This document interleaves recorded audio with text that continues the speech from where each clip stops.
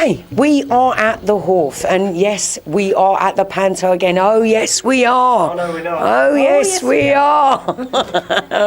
We're catching on. Now, what we go? That's all right, my lovely.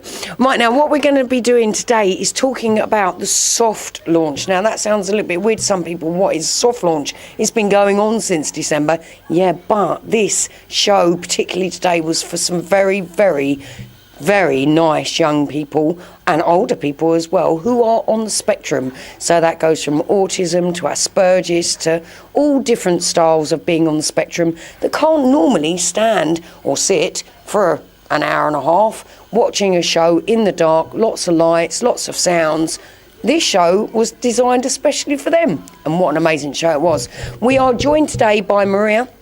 Maria is the chairperson of Autism Support Crawley, and she's going to tell us how today went. Maria, what was today like? It was absolutely amazing. Such a brilliant performance. The cast embraced the whole relaxed Panto concept completely, and it was just so wonderful to see them interact with some amazing young children, adults, all with learning difficulties, many on the autism spectrum. And it was just fantastic from start to finish. The interaction, audience participation, it was just a dream come true again for me to be able to access the Panto as a family, which I would never have been able to do before. So we're so grateful for all the cast and the Hawth have been able to put this production on.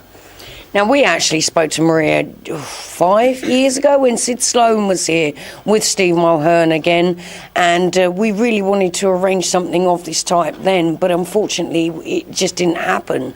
So it's taken like 5 years to really get this organised, and Maria's stubbornness, of course, and drive to get people to have this event go on. We're also joined by Anna Kennedy. Anna Kennedy is OBE. She is she's the ambassador. The ambassador, how do you call it? You're the patron of Autism Support Crawley, and many others as well. I'm sure you've seen Anna on TV whining and dining at certain events as well, which I was very gel about.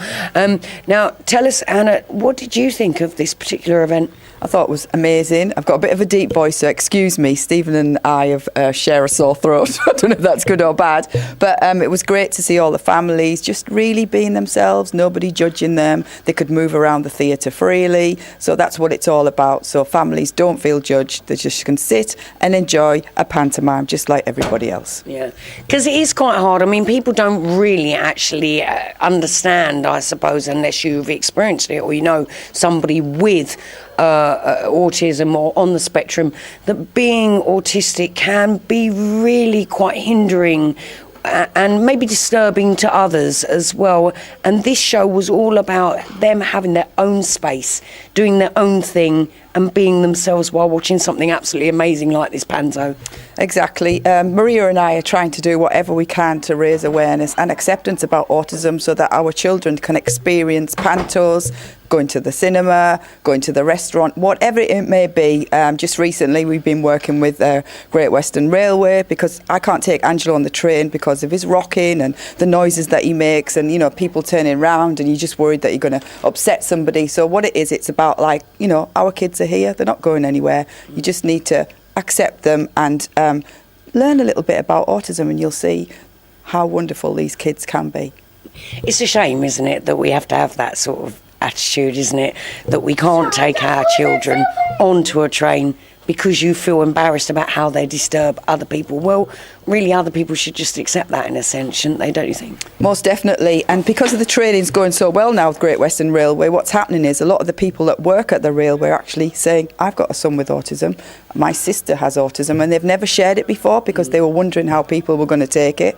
And so now it's just like, it's opening it up there, and it's just like, it's nothing to be ashamed of.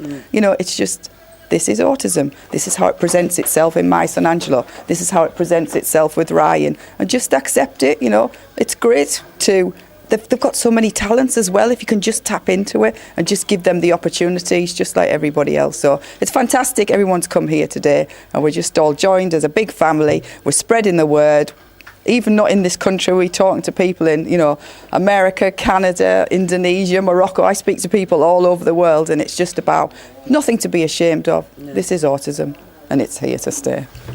Now, Maria, how did Ryan enjoy it? He absolutely loved it. Yeah, he was very, very vocal. I need to say a very big thank you to Michael Batchelor for embracing the word munter, because my son with his echolalic little brain decided to copy him, so the whole of the Hawth have now heard him say munter. Yeah, Ryan...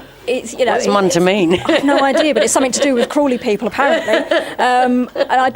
It was just so wonderful for him to just be himself. You know, he can be a very vocal child, and not necessarily understand that it's not socially appropriate. But for something like this, it doesn't matter. You know, he is who he is. He was able to express himself. He enjoyed it. He shouted. He had a few little wobbly moments, but hey, nobody batted an eyelid, and that for us is priceless. And that is the key thing for relaxed performances.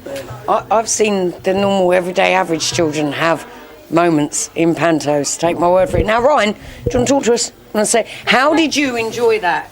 Did you love that? Hello. Did you love the Panto? Say yes. Did you love the Panto? Say yes. There you go. That was good enough for me. That worked well. Well, listen, thank you very much for joining us, guys. And we would like to thank Steve Mulhern and Lauren, who I can't pronounce her surname. How do you pronounce your surname, Lauren?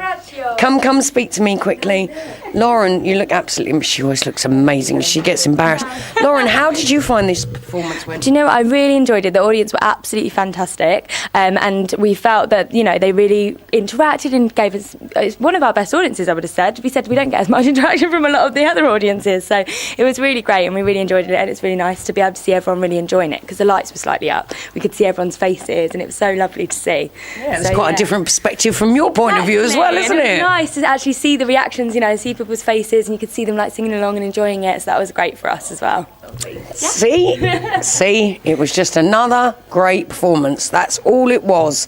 And hopefully next year, maybe we can get another 2 great performances out of the Hawth.